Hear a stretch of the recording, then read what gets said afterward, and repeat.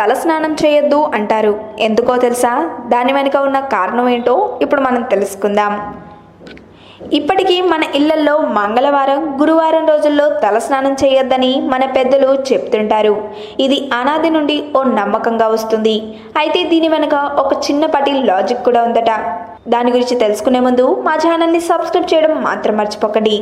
గతంలో ఆడవాళ్ళు స్నానం చేయాలంటే సరస్సులు, నదుల దగ్గర చేసేవారట.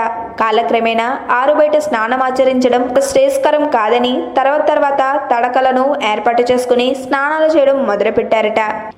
ఇప్పటిలాగా అప్పుడు నీళ్లను ఇంట్లో నింపుకునే సౌకర్యం కానీ, ఇంట్లోనే కుళాయిలను ఏర్పాటు చేసుకునే అవకాశం కానీ లేదు. నీళ్లు కావాలంటే కొలను, సరస్సుల నుండి కుండలతో తెచ్చుకోవాల్సి వచ్చేది. దీనికి తోడు ఆడవారి స్నానం అంటే మినిమం 2 బిందెల నీళ్లు అవసరం. దానికి తోడు తల స్నానం అంటే ఇంకా 2 బిందెల నీరు అదనంగా అవసరం ఉంటాయి. సో అంత కష్టపడి అంత దూరం నుంచి నీటిని తెచ్చుకోవడం ఎందుకు అని, దానికి తోడు నీటిని ఆదా కొరకని మంగళ గురువారాల్లో తలస్నానం చేయకూడదని నియమం ప్రచారంలోకి వచ్చింది.